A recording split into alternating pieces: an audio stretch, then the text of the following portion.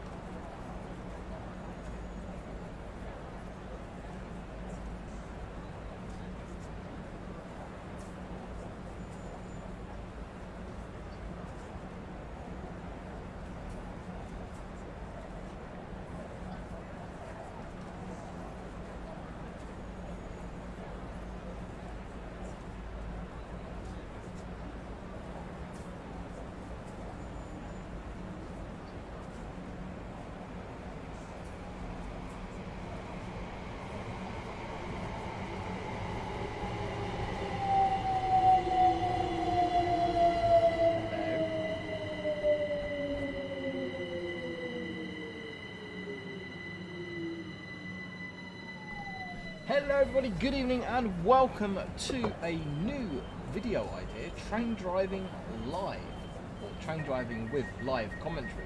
Unfortunately I can't take you in the cab with me, that would be T and Biscuits with the manager. But what I can do is use one of my existing driver's eye view videos and kind of talk you through the route and the driver's thought process and answer your questions as we go along. So that is what we are doing in tonight's video, starting at 20:30 by the station clock, which should be 2100 real time, in around about 7.5 minutes. Mind the gap between the train and the platform. Mind the gap.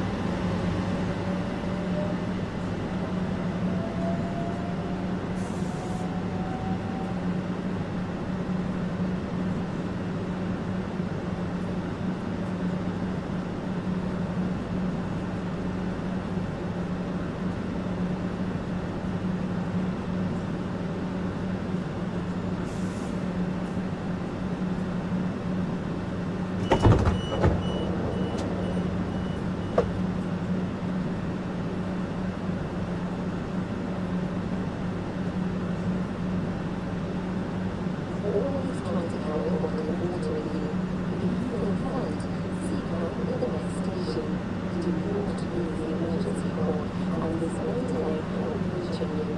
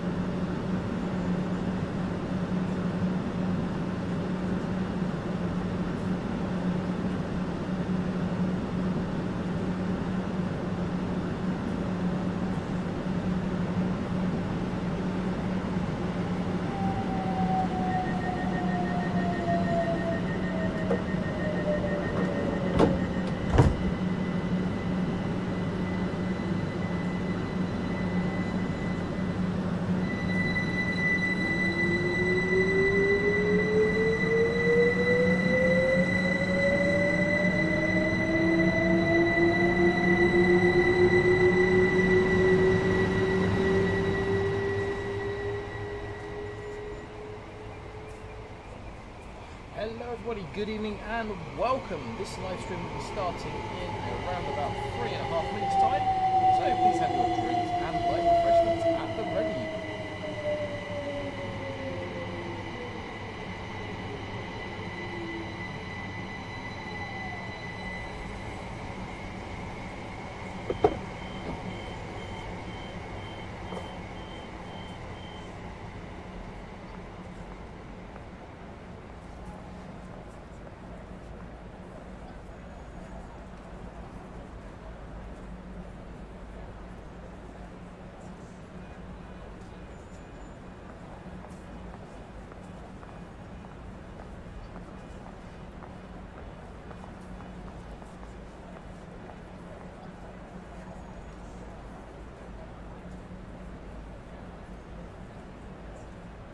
Passengers are reminded that smoking is prohibited at all stations and on all train services. This includes e-cigarettes.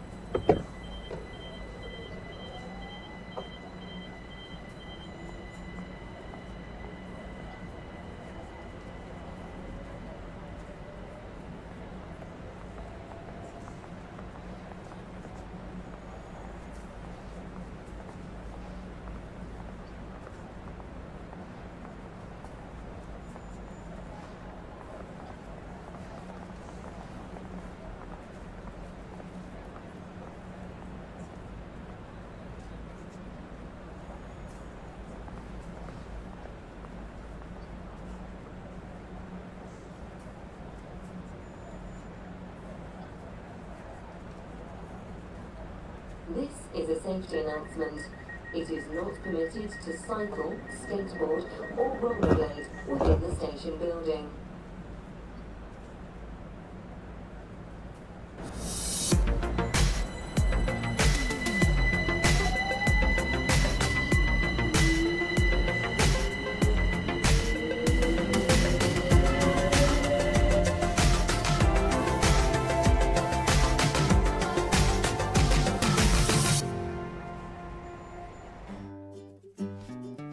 Hello everybody, good evening and welcome. Hopefully you can hear me okay.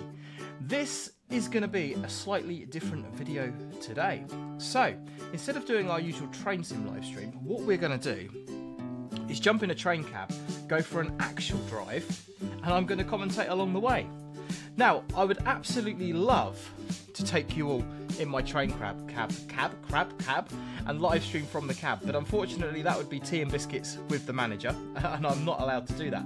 But what I absolutely can do is take one of my existing cab ride videos and narrate over the top of it and kind of give you an insight as to what the driver's thought process is, what I'm sort of looking at, talk about the signalling in a little bit more detail and all of that kind of stuff. So that is exactly what we are going to do in this video. This is going to be a trial. If this goes down well and people enjoy it, then we'll absolutely go ahead and do some more of these. So who have we got in? Connor, I saw there. Pig and Bob, Josh, Heztech. Hello, Dom, Through Susan's Eyes, Virtual Route Driver, 79 of you lovely people in, which is fantastic. Joshua Cumbers, hello, welcome back. You were here yesterday. Ted, good evening. Fantastic. Okay, guys, so before we jump in, and as always, I've got to tell you all the views and opinions expressed within us solely my own, may not reflect those of any companies I may be employed by or a source. Turn the music down and up the mic, please. Okay. We can do that. Streamlabs has done some updates. So hopefully you can hear me okay. Is that coming through loud and clear? Let me know, guys. Hopefully you've just about got me there. Let me know. Yeah, anyway, before we jump in, I'm going to tell you that all the views and opinions expressed within a solely my own may not reflect those of any companies I may be employed by or associated with, and all of that good stuff. Okay, the video that I'm going to play back is the Acton Yard to Purley video. This part takes us from Acton to Herne Hill. This video is available on my channel already without my narration. It's got some basic commentary but without my narration. Now unfortunately I've been really careless and lost the raw footage, so I'm going to play this back as the edited video. So there are some kind of voiceovers and commentary on it, but I'll kind of try not to speak over those. If anyone's got any questions as we go along or anything like that, then I'm more than happy to do what I can to try and answer those. Loco66, thank you very much. You're here for the route refresher. Loco66 kindly donated this footage to me a few months ago. So thank you very, very much. This is a Freightliner train, as you'll see from the reflections in the windscreen. This is not me driving, so yeah, full disclosure. But anyway, that's enough chatter. Let's press that button there. Hopefully this is going to work. So I am going to play this back in just as a screen capture, which gives me the ability to pause the video and kind of point out things as we go along. Like I say, this does have some commentary and bits and bobs on it already. But yeah, let's just jump in. Let's do this.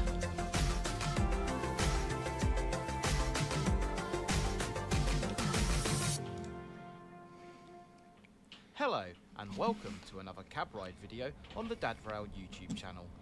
Today's journey comes courtesy of a Class 59 locomotive, hauling loaded hopper wagons weighing in excess of 2,000 tonnes. A huge thanks goes out to my video contributor, Loco CL6, thanks, bud, for allowing me to use this footage. Our train today has travelled along the Great Western Main Line from the Mendip Quarries, and it is bound for the aggregates terminal at Purley in Surrey.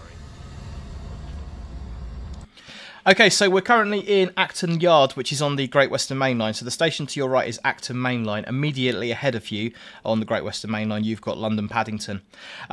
So before this train departs, things that we would have done prior to departure, we would have had a full brake test. So that would be a shunter at the back of the train, a driver in the front doing something known as a brake continuity test to check that we've got brake continuity throughout the train. We'll also have something known as a TOPS list.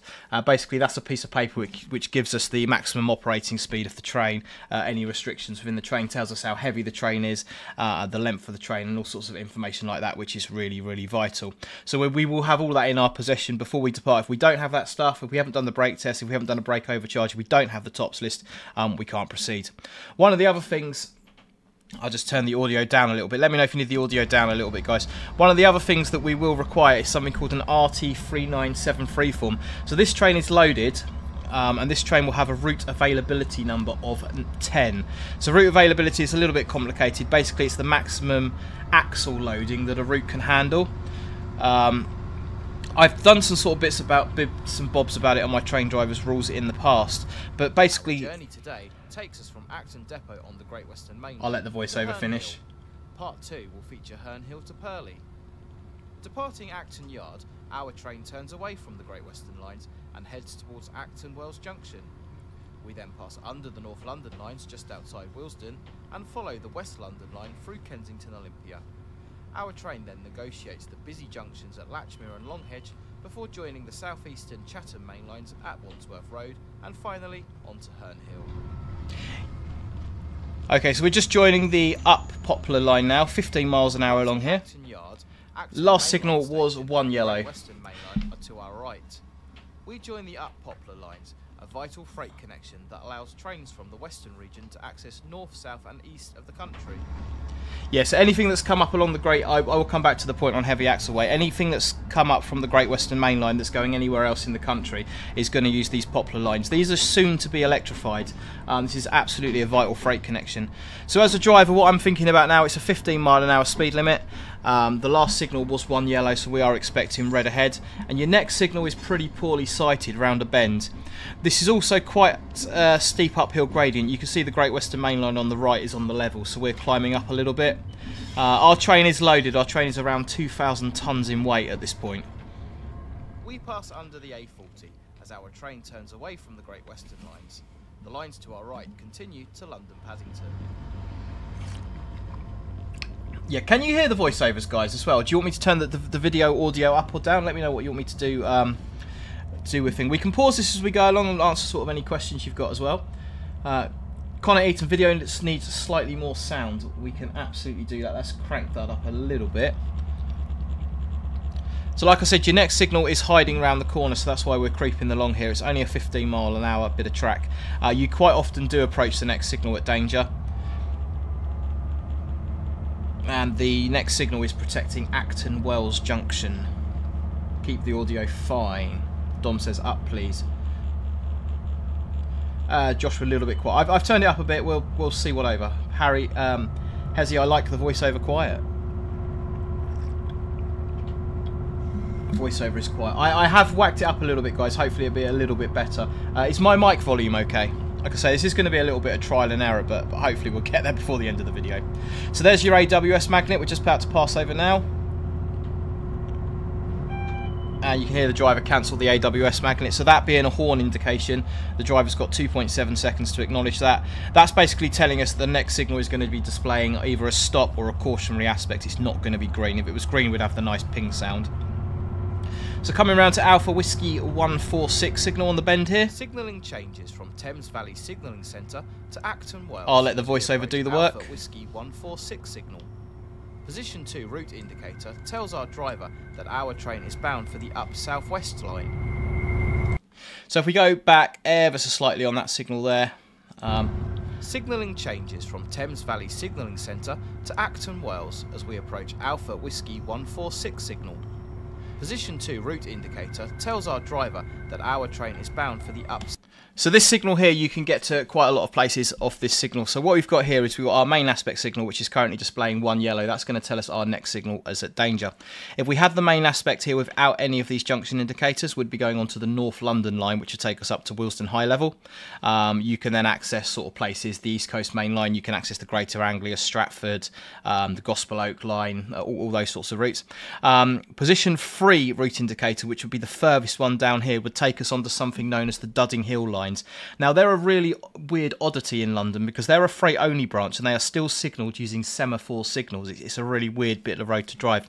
But if you're heading northbound on the West Coast Main Line, you're heading for the Midland Main Line or you're heading for the Chiltern lines out of Marylebone, you'd want that route indicator there. That would take you onto the Dudding Hill lines. So like I say, this bit of route that we're going over at the moment is really sort of vital in terms of freight connection. connection. This is used a lot. This is a freight only, this little spur here. The route indicator that we've got is going to take us on the southwestern lines, and that will basically give us access to the West Coast main line heading south. It will also give us access to the southeastern and southern regions. Southwest line. 320 SimPilot, if you hear the AWS ping, is it safe to assume the signal is green, or would you continue at caution until you see the signal? Yeah, if you hear a ping, it's safe to... I'd say it's safe to assume it's green, but never assume nothing. I would still want to visually check the signal. So coming over Acton Wells Junction. Over Acton Wells Junction, we briefly joined the North London lines. The lines to our right serve London Overground services to Richmond, as well as freight trains heading for the southwestern region. Yes, your Richmond London Overground services come along this line down from Acton South and Acton Central. The Dudding Hill lines now branch off to the left. We've got a 15-mile-an-hour crossover. We've got to remember as well, last signal was one yellow. The North London lines continue to our right and head towards Willesden Junction. To our left, the so-called Dudding Hill lines head towards Acton Canal Wharf and allow freight trains access to the northbound West Coast main line, as well as the Chiltern and Midland main lines. A freight-only branch. So the conveyor belt system you can see going across the top there to the left of the screen, that's all part of the HS2 construction. So all the spoil coming out of the tunnels at Paddington and Old Oak Common coming along there to Willesden Euroterminal that we're passing in a few minutes' time. And that's the Dudding Hill lines going off to the left-hand side there. The line is still signalled using the absolute block method with semaphore signals. Ted Reed, I do sign this in real life, so hopefully hopefully I sort of know what I'm talking about. You never know, though. You never know. If I get anything wrong, it's because it's changed. That's going to be my excuse. I'm going to absolutely stick to that. Okay, so although the speed limit has gone up to 40, we don't want to accelerate because we've just got to remember our last signal was one yellow, so we are still aiming for the red ahead, which is a little bit out of sight round the corner underneath the bridge. Typical Nathan, how are we doing? Loco 66, number 1 takes you to Willesden Junction. Are you sure, Loco 66? I thought that took you on to the down southwest. Freight trains per day. The lines can be worked permissively, meaning multiple trains can be in a single signal section at a time. This allows for greater capacity and means that trains can be moved clear of the junctions at either end of the line, even when the line ahead is occupied. Yes, a little bit of an oddity there. I've just talked on the voiceover about permissive working. So permissive working is where you're allowed more than one train in a signal section. And this particular bit of track that we're going on at the moment is one of very few places, other than station platforms. It's quite common in station platforms and sidings, obviously, where you're doing platform sharing. But in terms of mainline running, you are allowed permissive working on this section, which is quite an oddity. On the mainline network. So the sign down to our right hand side, that's a warning of an upcoming 25-mile-an-hour temporary speed restriction. That would apply to the other line, that doesn't apply to our line because it's on the wrong side. Signs that apply to our line would typically be on the left unless they've got an arrow to indicate otherwise. And the 25 board there indicating the commencement of that speed restriction for trains on the line to our right. Loco 66, yes, you're right, hence my route refresh. No worries, bud. I've got to do a run round here tomorrow with a fuel train, so it's a good route refresh for me. So we are red ahead. The signal colours don't show up very well on the video, but in real life they do show up. They are pretty prominent in real life. You can see them quite clearly. 320 SimPilot Superfan, this is not me driving. I would love to have me driving in the cab, but it's not something I've been able to get authority to do, unfortunately. I'd love to kind of do these live streams from actually within the cab. That would be 100% what we want to do. But yeah, it can't happen, unfortunately. Ted Reed, was I right in thinking you used to drive passenger trains? How come you changed over to freight? The depot I was at, Ted, which was 10 minutes from my house, it was lovely, had one route. We used to go Hastings to Charing Cross and back, and that was pretty much all we'd done. And I'd done 7 or 8 years driving there, and I just kind of thought, you know, there's more to life than this. I don't want to do this for the rest of my life. So, yeah, jumped over to freight, and I wish I'd done it sooner. Never looked back. So we're running on one yellow again, running on lots and lots of yellow signals. Our train is now transferred to Wembley Central. UW in the theatre box indicates to... So we got on the theatre box here. This is, I was saying yesterday, if you're in the stream, this is now known as a Mari, a No, it's not. It's a SARI, sorry, standard alphanumeric route indicator. This would be a MARI, this little one here, miniature alphanumeric route indicator. Basically, that tells us where we're routed. We need to know where we're routed because, for example, we could be wrong routed here. We could be routed onto the West Coast Main Line, which would be wrong. So it's down to the driver to know the indications they can get off the signal and where they can take it. So UW takes us onto the up West London line, which is exactly what we want to see. And bearing in mind, we've got one yellow there as well. Our driver that we are bound for the up West London line. And we're just about to pass over West London Junction and come alongside the West Coast Main Line. So the area we're passing through now is known as Southwest Sidings. Again, freight only route. I believe in time this is going to be electrified as well.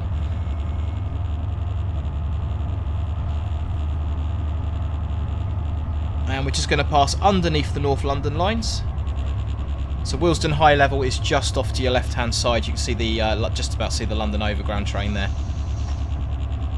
And you've got Willesden TMD North London ahead of you. Lines now pass overhead.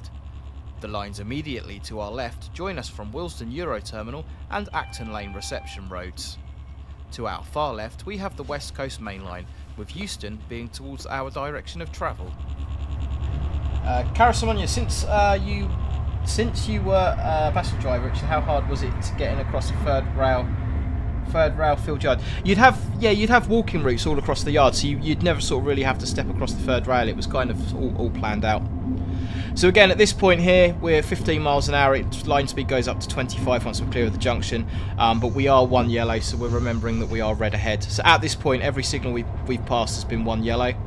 So your fatigue levels driving night now would be quite high, your concentration is going to be quite high. It's really easy on this bit of track here to become distracted, forget that your last signal was one yellow. You know, you could have a steam tour go past and get distracted by that. Away from the West Coast Main Line, we continue on the up West London line. Yeah, it could be lots of things that could distract you, a fault with the train, a call from the signalist. So it's just remembering, you know, your last signal was one yellow, you are still red ahead. So we're now on the West London line proper. This is going to take us down towards Kensington Olympia and onto the southeastern region. Hi Richard, I see a white circle with a black horizontal stripe across the middle. Looks like a no entry sign. What does that mean? We'll see another one in a minute, Danny. I suspect you're talking about a banner repeater. We'll see another one once we get down towards Shepherd's Bush. I'll pause the video there if I remember. Yeah, Sari Mari Virtual Rail Driver doesn't roll off the tongue very well. Now, like I said yesterday, you know, someone's justified their job. Right, so I've got a green signal here. The West London lines that we're now traversing over are bi-directional, which means you can travel either in the up or down direction on either line. Quick explanation about up and down. So on the railway, the direction of travel is, I would say always, but I always say generally because there's always an exception to the rule on the railway. Up or down generally refers to the direction of the train. An up train would normally be heading towards London or another major city, depending on whereabouts in the UK you are. Down train would be heading away from it. So we are currently on the up West London, so we're heading towards, in our case, London Victoria. Passing over Mitre Bridge level crossing. To our right, as we pass over Mitre Bridge Junction, join us from Willesden Junction and are used by London Overground services as well as freight traffic heading towards the North London lines and beyond. Mitre Bridge itself takes us across the Grand Union Canal and the Great Western Main Line. The bridge marks the summit of the steep Mitre Bridge bank. The gradient is one of the steepest in the country, and even modern freight locomotives with heavy trains can struggle to reach the summit. To aid drivers, heavy trains are often held at Kensington Olympia until a clear run of green signals can be guaranteed, giving the train a bit of a run up and no reason to stop. Okay, so I just saw a question there. I've just paused it there. I'll come back to the question in a minute. So we are just about to descend Mitre Bridge. It is a really steep climb, and what you'd want to be doing as the driver before you descend the bank is you just want to do a running brake test. You're just going to flick the brake off, lose a couple of miles an hour, just verify that the brake's working, because this is really steep and you can run away. Someone was asking about these dots here. So if we've got a warning for a temporary speed restriction, you're going to get this board here with these two dots.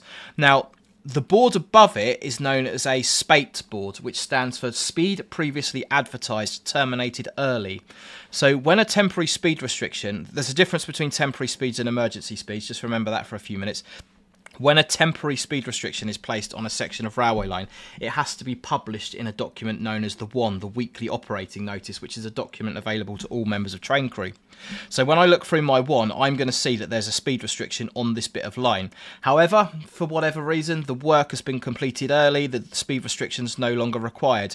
They can't just remove the signage, because I'm expecting that speed limit to be there. They can't just take the signage away. So what they do is they put this board up, which is speed previously advertised or speed previously advised terminated early, which basically means this is where the speed restriction was, but it no longer applies.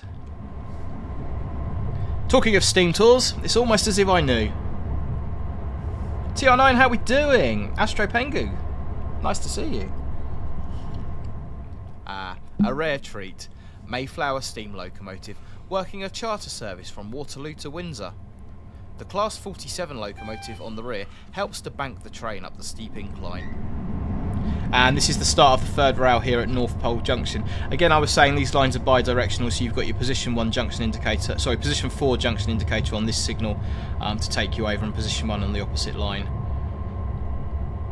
And we're still going downhill here. Last signal was 1 yellow, and the train really can push you down here, so you do really have to be careful on the brakes. It can run away with you. I spy a kettle, yeah. I am trying to keep up with the chat as well, guys, so keep posting away. North Pole turnback siding joins from our left. The facility, as the name implies, is used to turn back late running trains as well as during degraded working.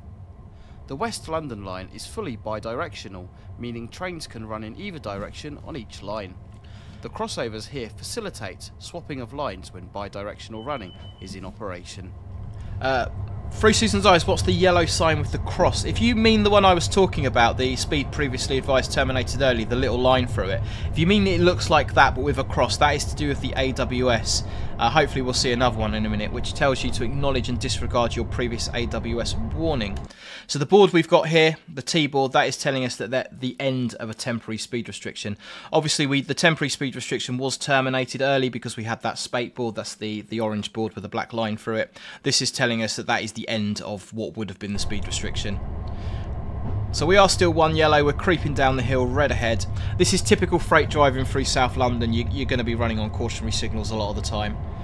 And the overhead lines will disappear in a minute once we get down around the corner. Connor, are the maps made by you? They are, Connor, yes. They look alright on the videos, but they're a bit all over the place otherwise. lot of effort gone into those. But yeah, you know, if you want, I can send them over, mate.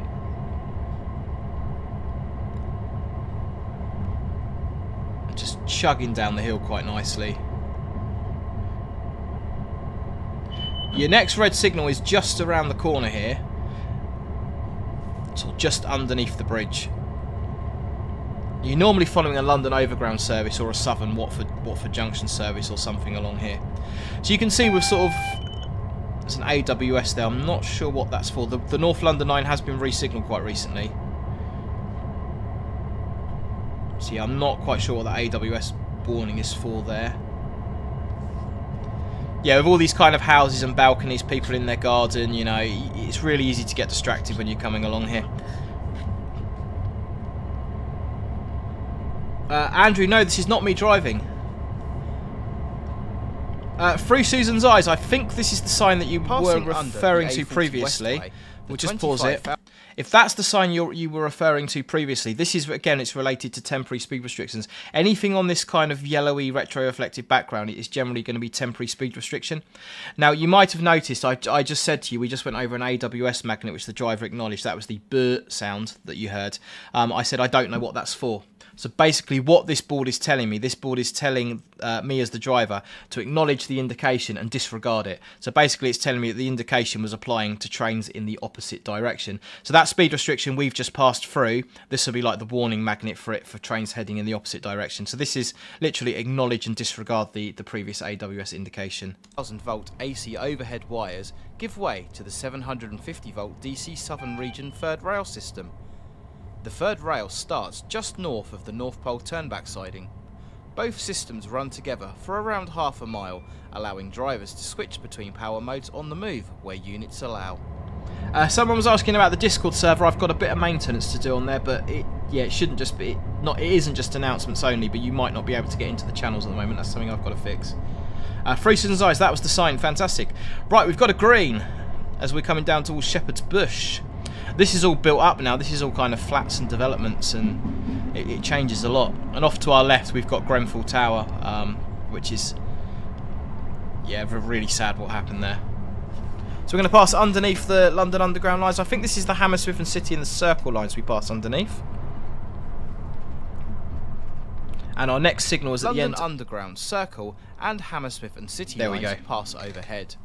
Wood Lane Station is to our right and Latimer Road to our left. Alistair, sorry if I'm saying your name wrong. Ready to the use of the cab light and the locomotive up to the driver. Yeah, it's up to driver discretion. However, at night time, if you've got the cab light on, you're going to get a lot of glare off the windscreen. So our last signal was green, but as you can see, our driver hasn't really sped up here because route knowledge and experience is going to tell the driver that we're following a London Overground train. You know, it's going to stop at Kensington Olympia, it's going to stop at West Brompton, it's going to stop at Imperial Wharf. There's literally no point bombing along here because you are just going to catch up with the train in front, so you might as well just take it easy. So someone was asking earlier about this sign, which looks like a national speed limit apply sign, so I'm going to pause the video just as we approach it. This particular sign on the left hand side is what's known as a banner repeater. So if I pause the video there, in the vertical position like this is telling us that the next signal is showing a proceed aspect. Now the reason we have a banner repeater is because we've got limited visibility on the signal. So the signal you can see on the right hand side, that red, that is not our signal. That is the signal for the down West London in the up direction. So our signal is kind of hidden just around the corner, sort of where my mouse is. You can't see it yet. And because you've got limited sighting on the signal, you have this banner repeater here. It's a bit unusual. This says Victor Charlie 808R. Normally that would say BR for banner repeater. R is normally just a distance signal, so that's a little bit odd. This has all been re-signalled now, so this has been replaced with something called a tri-state banner, but I won't go too much into that. So if the signal's showing a proceed aspect, any proceed aspect at all, this is going to be at a 45-degree angle, looking like a national speed limit apply sign. If the signal is displaying danger, this is going to be displaying a horizontal line, which means your next signal is at danger. So this is just kind of like when you've got limited sighting on your signal, it just gives you a bit of advance warning. So we don't know what aspect the signal is. All we know is that we've got a proceed aspect. And we have indeed got a green. Bush is the first station on our route so far. The station opened in 2008, a year later than planned, after remedial works to rectify issues with the platform widths. The station sits on the site of the 1869 Uxbridge Road station. Uxbridge Road was closed in 1940 after suffering severe damage during the war. So just heading down now towards Kensington Olympia. Don't forget, guys, if you do want to watch this video without my commentary, you just kind of want to watch it without me pausing it all the time, it is available on the channel for you to do so. We do have a little bit of an interesting signal coming into Kensington Olympia, which I will just stop, pause and explain once we reach it. London Overground 378. Heading up to probably Stratford, I think, normally when they come along here.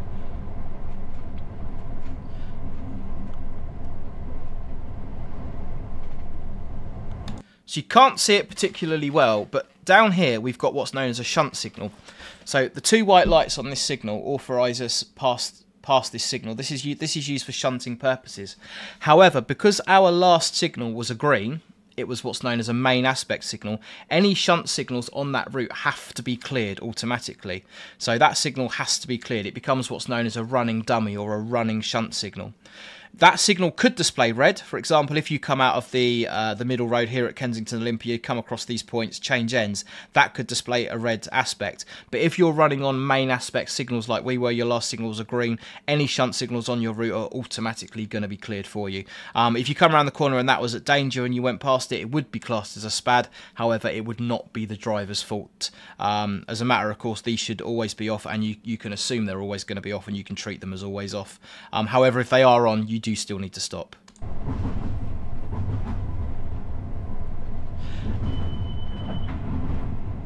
Danny, yeah, hopefully that has answered your question. Kensington Olympia is served by National Rail Services and London Underground's District Line. The shed to our right was used for motor rail services from 1966, with services withdrawn in 1981. Interestingly, during the 1960s Cold War plans, Kensington was to be an evacuation point for civil servants to leave the city and head to the safety of the government bunker near Corsham. I think it's Cosham, not Corsham. I do love a little bit of railway trivia. So all these signals here, again, you've got your route indicators, which allows you to cross over on your bi-directional running. Obviously, we've got the through road here at Kensington Olympia as well.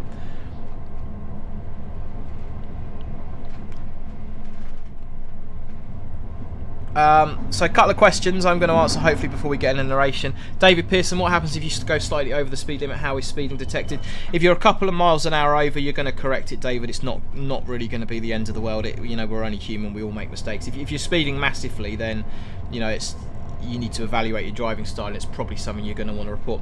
Alex, how do you gauge when the back of your train is past the speed limit sign to begin speeding up? So some trains you've got what's known as a train length indicator on, where you can press a button as the front of the train goes past and it'll beep at you when the back goes past. We spoke earlier on about having a TOPS list which has got the length of your train, so you would program the length of your train into the little computer, and you can use that, or quite often, if you most passenger trains don't have that facility, it's just going to be judgment. And sort of part of your route knowledge, you're going to have a landmark or something like that where you actually know that the rear of your train is clear. You can get pretty good at it. You can get pretty efficient. So we are about to go under what's known as Earls Court Tunnel, although it's not really a tunnel. And we've got Lillie Bridge London Overground Depot off to our right, which I believe is a District Line depot. God, graphics look convincing. They're not bad, are they? They're not bad. Loco66, who actually was the driver on this train. I'm letting the gradient... Officially known as Earls Court Tunnel, the structure above us was one of the main support structures for the Earls Court 2 Exhibition Centre. The area was earmarked for redevelopment, and demolition of the centre started in 2014. Yeah, it's Loco66. I'm letting the gradient pick the speed up slowly. No point powering up. I'm probably sitting around 25 miles an hour. Speed doesn't show up well on the camera. Yeah, and that's exactly how I would drive the route. You know, you're following something. You're still on a downhill gradient. We are going to start climbing up just after West Brompton, so I should imagine you're going to hear the engine power up in a minute. Platforms, West Brompton is another station on our route that is served by London Underground's District Line, albeit a different branch to Kensington Olympia. Like I say, this is very, very typical typical freight driving around South London. Lots of running on yellows, too many passenger trains. Yeah, Through Susan's Eyes, I'd absolutely love to do that. Yeah, train flop from Berkshire, we were talking about that earlier. So we've got one yellow. Our next signal is going to be at the end of the platform at Imperial Wharf. It is a steep uphill climb into Imperial Wharf. That has just stepped up to green, which is really good. So as we come under the bridge there, you'll probably hear the engine rev up, so the driver's going to, Loco66 there's going to give it some power to pull it up the hill. Stamford Bridge comes into view on our right hand side, home of Chelsea Football Club. Yeah, we're pretty much level here, possibly slightly downhill still. We go through the old Fulham Road station, or Kensington and Chelsea station, I think it is, the disused platform we're going to go through. Love a bit of railway history, it keeps the job interesting. It's great when you go route learning with someone that knows a lot of railway history. You always pick up sort of little interesting factoids. Sandwiched between the two bridges, the remains of Chelsea and Fulham station. Opened as Chelsea with the line in 1863, the station was very popular, especially with football fans heading for the nearby Chelsea Football Club. The station was closed during World War II, and despite only suffering limited damage, it never reopened. So yeah, you can see we're sort of climbing up a little bit here. Our driver applies the power to pull the heavy train up the bank towards Imperial Wharf. And we're powering up there to pull that up the hill. So your next signal's at the end of the platform here at Imperial Wharf. We know the last one was a green, so we're not expecting it to be red. But you have got a banner repeater, and the speed limit drops to 30 just before the station. This is not a signal you really want to stop on with a heavy freight train. If you stop on this next signal, it can be a little bit challenging to get it moving, purely because of the weight of the train. So if the last signal was one yellow, I'd be, you know, I wouldn't be speeding up to this one. I'd want to keep the train moving. And this is a 59, it's a big powerful locomotive, and you know it's Imperial struggling Wharf a bit to get going. Is the newest station on the line, opening in 2009 to serve the affluent Chelsea Harbour development. The cost of the station was estimated to be £3 million, but in true style ended up costing more than double at £7.8 million. The costs were part funded by the housing developer, local authorities and Transport for London. Hentis Rao, how are we doing? Good to have you here. JPEG 1966, I've got no idea what logo it was. It was a 59, but I couldn't tell you which one, unfortunately. Nathan, when do you use each headlight mode?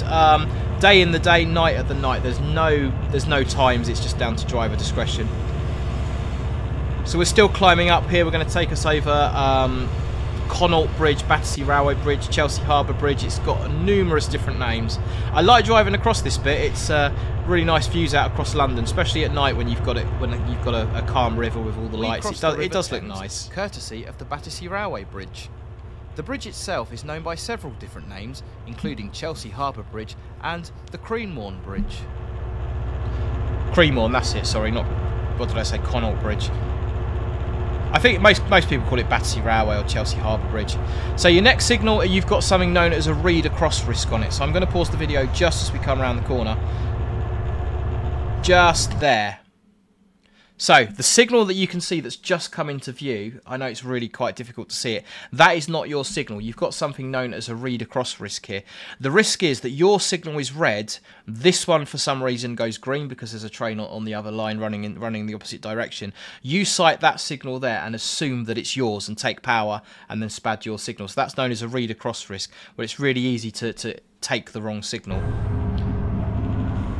And then we've got our signal, which is come into view there, which looks like it's 1 yellow. So you can get a multitude of different indications off this signal depending on where you're going. We've got a theatre box, or a SARI, I should say, standard alphanumeric route indicator on it. So if you're going up towards Clapham Junction, you're continuing on the West London lines, you're going to get a W on this signal. If you're going to Clapham Junction on the Windsor lines, you'll get a U or a D, I believe, for up or down. And if you're going towards Waterloo, I've got no idea what indication you get because I don't sign that bit of route. We are going to be going down towards Longhedge Junction, and that is what you'd expect to see. You wouldn't get a route indicator for going down towards Longhedge Junction. You just get the main aspect like we've got there. It's quite a long distance to your next signal. So we're passing over the Latchmere junctions. These are all in the wrong order. So we've got Latchmere number 2 just coming up. The lines take you up to the Windsor side of Clapham Junction, so they're used by your London Overground services that are going into the terminating platforms. And if you were going down towards Barnes or Staines, you would go around there. And gives access to the Windsor line platforms at Clapham Junction. Latchmere number 1 coming up. That's your West London lines continuing round to platform 15 and 16, Brighton Main Line at Clapham. Junction, the West London lines continue to our right towards Clapham Junction, platform 17, where they join the Brighton slow lines. Freight trains everywhere. Our train is now on the Up Kensington line. The junctions here and the West London line in general see many freight trains, as can be seen. And we're now approaching Latchmere number 3. This was added later, so that's why they're in the wrong order. That's why you've got 213. They didn't want to do a 0, and that takes you up to Waterloo via Sheepscote Curve. Is a relatively new addition and runs via the so-called Sheepscote Curve to join the London-bound South Western lines towards Waterloo. It was installed to allow Eurostar services to run between the then terminal at Waterloo and the former depot at North Pole. Orangutan Bit, hello, been a while since I popped into one of these. Ian Penovich, of course, with a read across risk, there's the potential for a right side failure where you see the red first and have a squeaky bum moment. Absolutely, Ian, yes. That's happened to me numerous times. The latter we will pass under a total of 3 times as the lines snake their way around. So we're now passing under the London Victoria and the London Waterloo lines. The lines that are joining us on the right are known as the Ludgate lines, and they join us from the Windsor side at Clapham Junction. I could do a whole video on the lines around Clapham Junction. The Ludgate lines run parallel to us on our right. These lines take trains under the tracks at Clapham and emerge on the Windsor side of the station. See, we're going quite slow here, and not to cast aspersions on Anthony's driving, or whoever's driving. The last signal was green, but it's really difficult sometimes to remember what the last signal was, and I've done it so many times where you creep round here and you're sort of thinking, what was the last one? Was it green? Was it yellow? So you just expect the next one to be red as a matter of course. And there we go, sighted the green and we're powering up. So we're going to start. Main line passes overhead for a second time. We're going to start climbing up now through Longhedge Junction up towards Wandsworth Road. This is quite a climb up through here as well. Victor Sierra 78 marks the start of control by Victoria Eastern Area Signalling Centre. Control up to this point from Mitre Bridge has been under the jurisdiction of Victoria Central. Position 4. Okay, so we've got 3 aspect signals here. You've got the Nero coffee place off to your left-hand side, the roasting house. It always smells like burnt coffee when you come through here. You could drive through with your eyes closed and you know where you are. It's absolutely awful. If you were to get a main aspect only on this signal, it would take you down towards Battersea, Stewart's Lane and London Victoria. So a lot of the charter services, like the one we've just passed, the steam charter, would take that route to go into London Victoria. Position 4 is going to take us onto the Ludgate lines and take us up to Wandsworth Road, as we'll see in a few moments' time. Whilst we're on signals, and again, train drivers rules, I know Through Susan's Eye's been asking for a long time. I am going to get around to making some more of those. The signal plate that we've got here, Victor Sierra 78, black signal plate with white writing. This is telling us that this is a controlled signal, which means this signal is directly controlled by the signaller. It's not automatic in its operation, it's controlled manually by a signaller. A controlled signal can still be controlled automatically, but that's definitely a video for another day. Route indicator indicates we are bound for the up Ludgate line. Dave, this is like TS Universe or something like that. Shane, you said it's a long way to the next signal, so naturally your mind can wonder what you do to keep your focus. Also, hello from Ireland. Hello, I went to Ireland a little while ago. Absolutely loved it. Commentary driving is always a really good technique. Say what you see. Junction, the Kensington and Ludgate lines merge together. The lines to our left join us from Pope Arts Junction, just north of Clapham on the Brighton Fast lines. Yeah, so pretty much, you know, say what you see. And you kind of, your route knowledge, you know, you're thinking about what's coming up. You're trying to maintain your focus and your concentration. If you're fatigued, it can be quite difficult. You can get distracted by things happening in the cab. So I've done a video on how hard is it to drive a train, and that's the sort of things you talk about. You know, getting the train to move and getting it to stop's a little bit different. But you know, kind of the actual interacting with the controls and getting it to go is one thing. That's not massively difficult. But kind of all the other skills, all the non-technical skills and the human factors that you need, sort of managing your situational awareness, distraction, risk factors. That's where it gets a little bit more difficult. We pass under the Southern Main Line for the third and final time. Yes, the kind of Brighton Main Line snakes across the access to Battersea Yard, Stewart's Lane Depot, and routes towards London Victoria. Yeah, so straight down there would take us down to London Victoria and Battersea Yard. So we're now climbing up on the Ludgate, and we're going to join the southeastern region at Wandsworth Road. Going past Wandsworth, I think this is Clapham Bus Depot, TR9 would know, Clapham Bus Depot, Wandsworth Bus Depot down to our right. Battersea Yard can be seen below us. Always good going past there. And we've got Stewart's Lane Depot, which sometimes you see Tornado berthed outside, or 67s. Stewart's Lane Depot can be seen ahead of us. The Battersea lines used to allow access from Wandsworth Road to London Victoria via Battersea Park.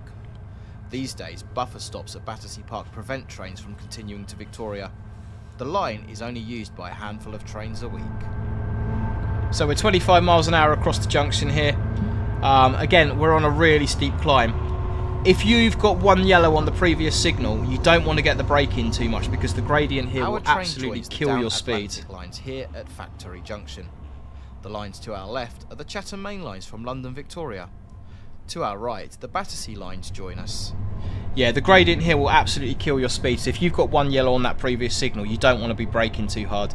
Let the gradient take the strain and sort of come up to the signal. Wandsworth Road was opened as part of the original route to London Victoria by the London, Chatham and Dover Railway Company in 1863. Curiously, the station's footbridge is second-hand and was moved here in 1988 from Mitcham. So just approaching Voltaire Road Junction and Clapham High Street. Again, this is uphill, this is really steep. Not so much of an issue for the Class 59, but 66s with a heavy train can struggle up here a little bit. I've been up here in Notch 8, wide open, you're sort of doing 20 miles an hour by the time you go through the next station. It can be loud. I wouldn't want to live in one of these houses backing onto the railway line. Connor, yeah, we're going across at Shepherd's Lane and then up via Brixton. Voltaire Road Junction facilitates crossing between the Atlantic and Chatham lines. Atlas makes a good point there. I heard a tube driver say something once and it always stuck with me. It's easy to drive a train, the hard part is knowing what to do when it all goes wrong. I can't disagree with you. I absolutely can't disagree with you. Officially Charles now entering my local area. Graham, do you wave at other drivers? Yeah, normally only other freight drivers if I'm being honest. But yeah, it is a thing, drivers do wave at each other. Opened in 1862, we pass through Clapham High Street. The station has had a number of names, including Clapham and North Stockwell. The station's current name was granted in 1989. I am going to see if I can find the raw footage for the next video, guys, because the voiceover, I understand it does sort of interrupt it a little bit. This is this sort of trial and error, and we'll sort of see how it goes. But got 169 of you lovely people watching. If you haven't already, do hit the like button and consider subscribing. That would really be awesome. Okay, so we've got one yellow on this signal. What I'm thinking as the driver now is I'm thinking that we need to cross over onto the Atlantic lines. We need to go over to the left. So Shepherd's Lane Junction, which is the junction we're approaching, is the last place we can cross over. If we don't cross over onto the Chatham lines, the lines to our left at the next signal, we would have taken a wrong route. So we could have crossed over at Factory Junction before Wandsworth Road, or we can cross over here, as long as we cross over somewhere. But as the driver, that's the sort of thing I'm thinking about. You know, I'm thinking where are our last places to cross over. Okay, we got a little interesting thing coming up here, this little flashing thing on the left hand side. You might have seen the lights flashing there before I pause the video. This is known as an emergency speed indicator, more affectionately amongst railway staff, because we have funny names for everything. This is known as a Dalek. Now, if you remember earlier me saying anything sort of this retro-reflective yellowy orangey colour, sort of two tones of it there, is related to emergency and temporary speed restrictions. A Dalek that you've seen here indicates that we are approaching an emergency speed restriction. The main difference between an emergency speed restriction and a temporary speed restriction is that an emergency speed restriction is unplanned and it is not published in your weekly operating notice. So you remember me saying that a temporary speed restriction is planned and it's published in a document. An emergency speed restriction is not published in the document. So because it's unpublished, and because as the driver you're not expecting it to be there, you've got this extra sign here with the white flashing lights that strobes and stands out from a mile away at night, and that is basically telling us that you know, you can't miss that really. That's telling us that you can't see it, can you? Because my face is in the way. I've just realised that. Yeah, this thing here. Sorry guys. Yeah, this thing here. So basically that's going to strobe at you, that's going to flash at you. You're not going to miss that. You've got that additional signage because it's an emergency speed restriction and not a temporary. If an emergency speed restriction is going to be there for a period of time, then what will happen is they'll publish it, it'll be made into a temporary, and that board will be taken away. But you absolutely, you can't miss these things when you're out there on the track. So your next sign you get will be exactly the same as you get for a temporary speed restriction warning, and then the following signs will be exactly the same. So we are red ahead. So at the moment we've got quite a lot of information to take in as the driver. We're sort of thinking we're approaching a red signal. We're also approaching the speed restriction board. So we're taking in this information, but we're not being distracted from our red ahead. The other possibility is that you're concentrating so much on the red signal coming up that you disregard this information here. So it's really about your situational awareness at the point. So you can see here we've got a 20, we've got the two white dots which tells us this is a warning. We know this is an emergency speed because we had the Dalek previously, and this has got an arrow on it, and this is telling us that this speed restriction applies to lines to the left. So we're going to go over to the left at the next junction. This speed restriction will apply to us. If we were going straight on, it absolutely wouldn't apply to us. You may have also noticed, the more shrewd amongst you may have noticed, we did not get an AWS indicator or AWS warning for those speed boards. The one we've just had is for the signal we're approaching. The reason is, in the London area or in busy areas published in a document called the sectional appendix, you will not get AWS magnets for speed restrictions. And the reason is the signals are so close together that if you've got too many AWS magnets, you just start cancelling it habitually and you're not necessarily recognising what you're cancelling it for. So in the London areas and places where signals are close together, they're published areas, you will know it's part of your route knowledge, but you won't get AWS warnings for speed restrictions. So we've got some curios on this signal. We'll pause it in front of the networker. The position 1 junction indicator here at Shepherd. So that has just stepped up to 2 yellows, and we've got the position 1 junction indicator, which tells us we're going to be going over the diverging route. This is a 45-mile-an-hour crossover here. The thing on this signal that's worth pointing out is the diamond with the X in it. And basically what that is telling us is that... So... Not so much now, because a lot of places are being modified, but signals are fitted with something known as signal post telephones, SPTs. Again, this is something definitely for a rules video. Before GSMR radio and Cab Secure radio, and even now with GSMR and Cab Secure, if the radio has failed, it's very unlikely with GSMR, and you've got mobile phones now. That plate there actually has the phone number of the signaller on it. Signals are fitted with signal post telephones. You might have seen them at stations. They look like their phone cases with like zebra stripes on them. That is a signal post telephone. What this diamond with the X on it is telling us is that the signal post telephone on this signal should only be used in an emergency. You should not exit your cab at this signal to use the signal post telephone. And the reason for that is basically there isn't any clearance. The proximity to the other running lines, it would be really dangerous for you to get out and use the signal post telephone. So this is basically telling you that the diamond tells you that you're on a track circuit line, so the signaller is aware of your presence, and the X is basically saying don't use the telephone unless it's an emergency, because it is really dangerous. Lane Junction informs our driver that the train is to leave the Atlantic lines and join the down Chatham Main. Ian, you can see the Daleks from miles away, unless it's one of those permanent ESRs and the batteries go flat after. Permanent ESRs are something that, you know, they don't exist, but they do exist. Everyone knows they exist. They should be converted to temporaries, but yeah, they never are. Yeah, Spaceful. A lot of the incandescent light bulbs are going. A lot of them are being turned into, you know, converted over to LEDs.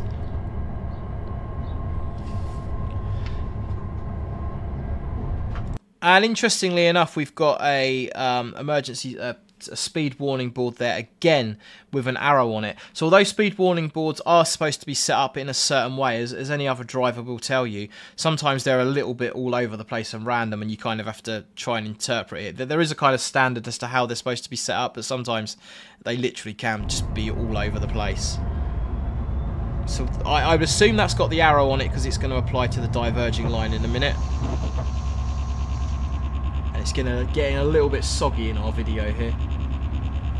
Spaceful, the incandescent lamps are actually double filamented, so if one filament goes, the other one takes over.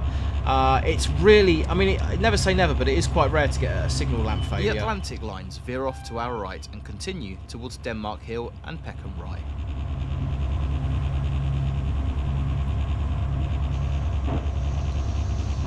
So 2 yellows, position 1 on this signal would take you round to take you to Catford, onto the Catford Loop. You could get to Denmark Hill or Loughborough Junction, Elephant and Castle, Blackfriars, as we come round in towards Brixton. So this part of the video will end at Herne Hill. Here at Brixton Junction, the Catford Loop lines diverge to our left. The lines head towards Canterbury Road Junction, where access is enabled to the Holborn lines towards Elephant and Castle and Blackfriars. Without diverging at Canterbury Road, the Catford lines run parallel to the Atlantics through Denmark Hill.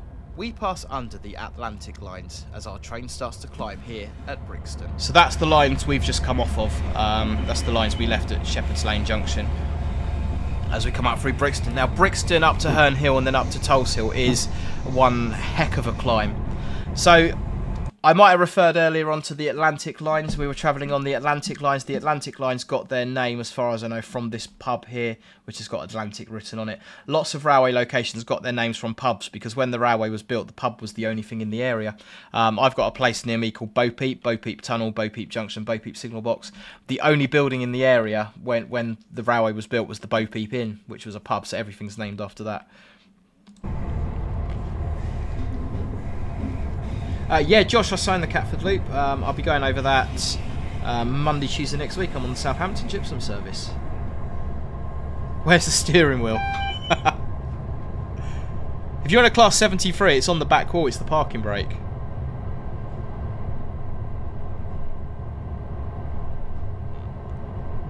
And we've got 1 yellow. So you see the sort of... This is what I say about Train Sim World when we're playing Train Sim, when we're doing routes. So you spend too long running on green signals. And you can see from this driver's eye view video, the reality of it is you very rarely run on green signals. You know, you're always creeping along. And there's a lot more to think about when you're creeping along. You know, you've got to keep your alertness up. Running on green signals, it's far easier to drive on green signals than it is on cautionary signals. When you're on greens, you can relax. There's a saying, green signals are my time, cautionary signals are the signaller's time. So if you're running on greens, you know, put your feet up, relax, make a cup of tea, you've got your flask with you, have your lunch, eat your sandwiches, whatever you want to do. As soon as you're running on yellows and reds, you need to switch yourself on. You need to be in the cab, you need to be paying attention, because that's when you've got the potential for incident. So this will be something quite alien to passenger drivers. What we need to do now on this red signal is we've got to power up to the red. Because we're going up quite a gradient, we're going to apply power going up towards a red signal. On passenger services, you're always discouraged from doing that. You never want to power towards a red, you always want to be rolling towards a red. But on freight trains, because of the gradients, you sometimes have to power towards red signals, otherwise you'd never get to them. PDI Kano, sorry I'm saying your name wrong there. The pubs were PM points. PN, PMB, personal needs break, guys. So that's, yeah. Carasimonia, it's just, why does South East use third rail? It's just historic. AC overheads are superior. There's no doubt about that. I mean, third rail I think looks a little bit nicer, but in terms of, you know, electrical current and available amperage, overheads are definitely better. Spaceful, the bulbs in the green aspects just waiting for the day they can finally switch on. That's why they never blow. Any recipes for a hot plate on a 66? Oh, plenty. We got the shunt signal on the floor to the right hand side there, applying to the line on the right. That'll be for trains doing turn back moves over the points here as we come into Herne Hill. Like I say, this is really, really steep in here. And we just come across the junction. The lines from the left coming from Elephant and Castle, Loughborough Junction and Blackfriars. As we near the end of our journey here at Herne Hill, we can see the Holborn lines joining from our left, having come from Elephant and Castle and London Blackfriars.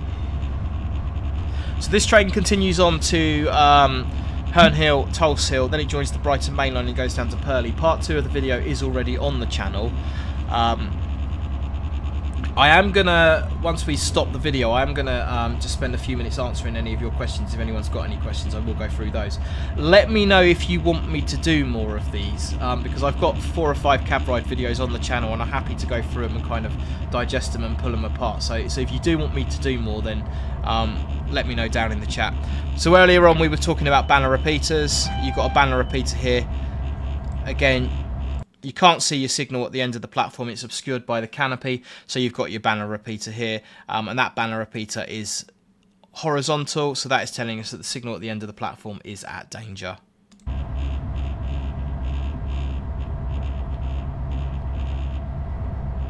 And that's what I was saying earlier about your signal identification plate. It's got Victor Sierra. You always use the phonetic alphabet. Victor Sierra 131 Bravo Romeo.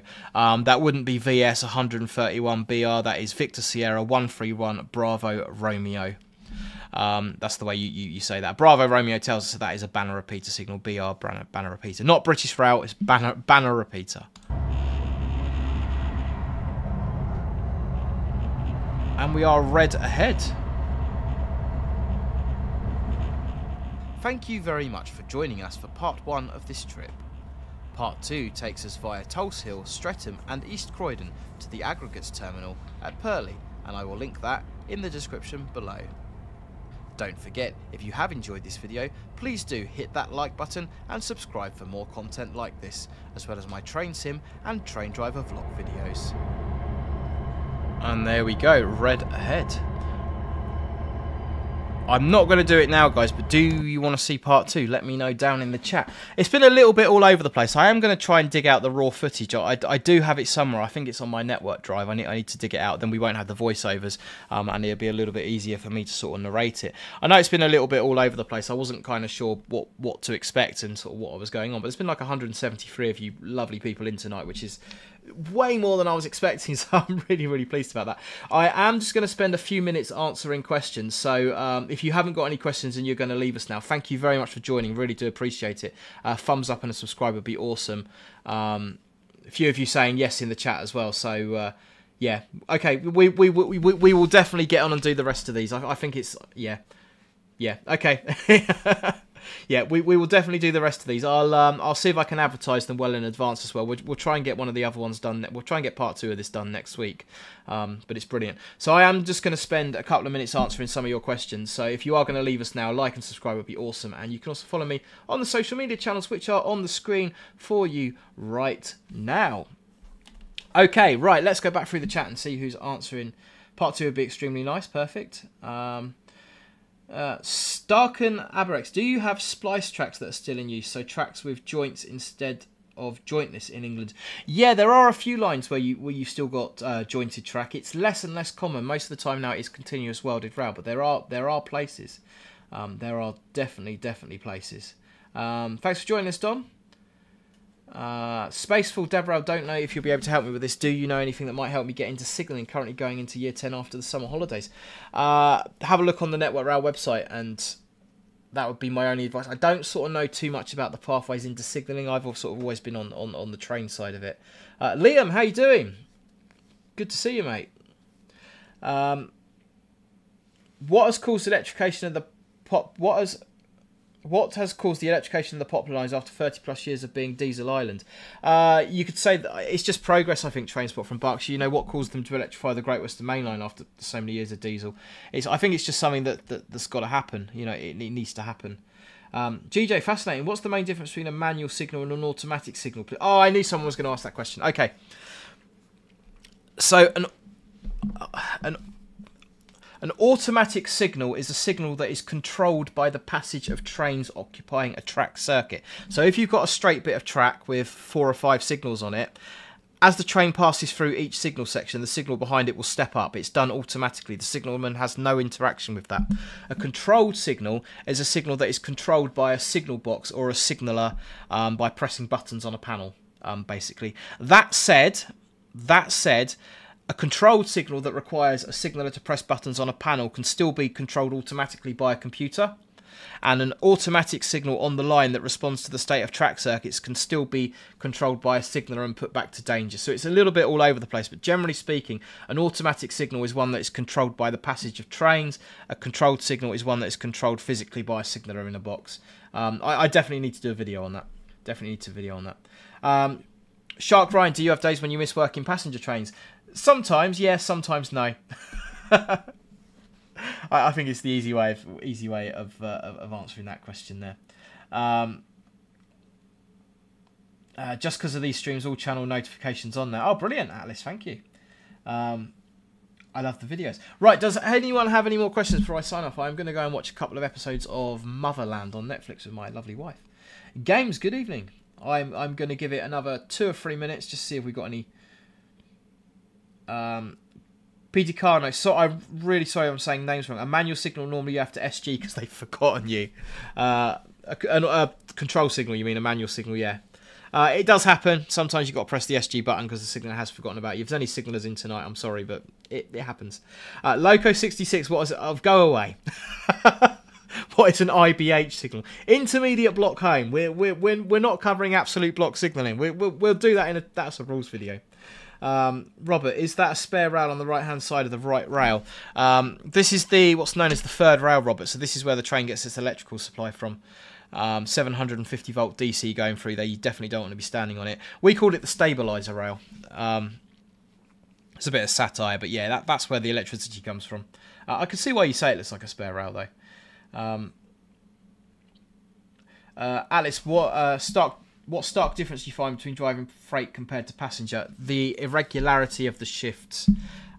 Freight is very reactionary. The shifts are based on the needs of the customer, where passenger is very regulated. You run to a timetable, so all the shifts are worked out in advance. Freight's a very dynamic business, but I like that. It suits me. Connor, well, some of that route was remembered from last weekend. Connor, what is the signal that goes downwards and not upwards? Oh, now you're getting into Great Western territory. Mega Simulator Gaming, what was your role in Southeastern before Train Driver? So I started on Southeastern as a platform, on the platform at Tunbridge, dispatching trains. Worked my way up to the role of platform shunter, then shunter driver, and then into the driver's role. Green Acres, yeah, we have something in the cab known as a GSMR radio, which is basically a fixed terminal mobile phone in the cab. The railway literally has its own mobile phone network. And there is a video on the channel which covers the operation of that. Cab to cab, what's the average length of route that the driver would sign? It's going to be really, really depot specific, cab to cab. If you're a passenger driver on a metro depot, you might sign no more than 20 to 30 miles a track, but you could have 50 stations in that. Like if you're a London Underground driver, you know, the routes are sometimes like 15, 20 miles. If you're a high-speed Avanti driver, you might sign, like based at Preston, you might sign all Glasgow to Euston. There really is kind of no hard and fast rule with that. Transport from Berkshire, what is a coacting signal? We're definitely going to have to do a video on signalling. A coacting signal would be where you've got two signals next to each other or very close to each other that display exactly the same aspect. Again, it's for visibility. Through Susan's eyes, I think the amount of questions I'm getting, I'm definitely going to have to do Train Drivers Rules videos. Top shunter driver, absolutely. Domino's, yeah, I've seen that one. I've seen that one, Connor. I've definitely seen that one.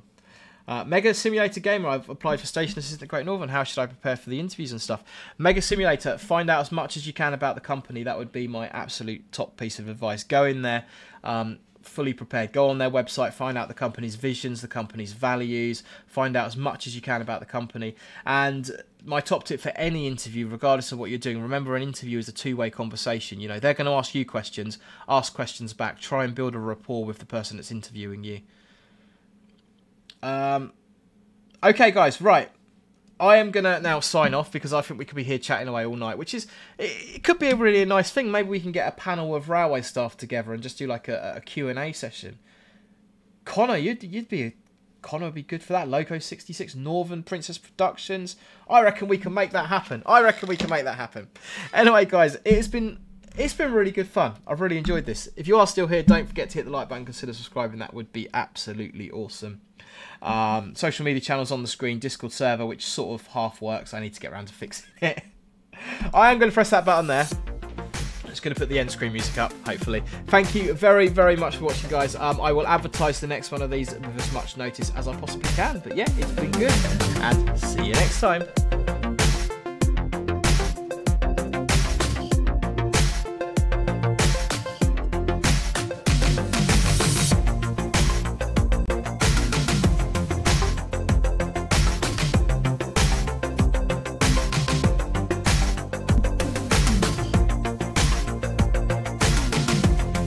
Ian, yeah, absolutely. Drop me a message on my socials on the screen or Discord. We can absolutely sort something out. I'm always coming through, baby. I've probably passed you many times. Scottish, sorry. Loco 66, thanks for everything, mate. Big and Bob, everybody else.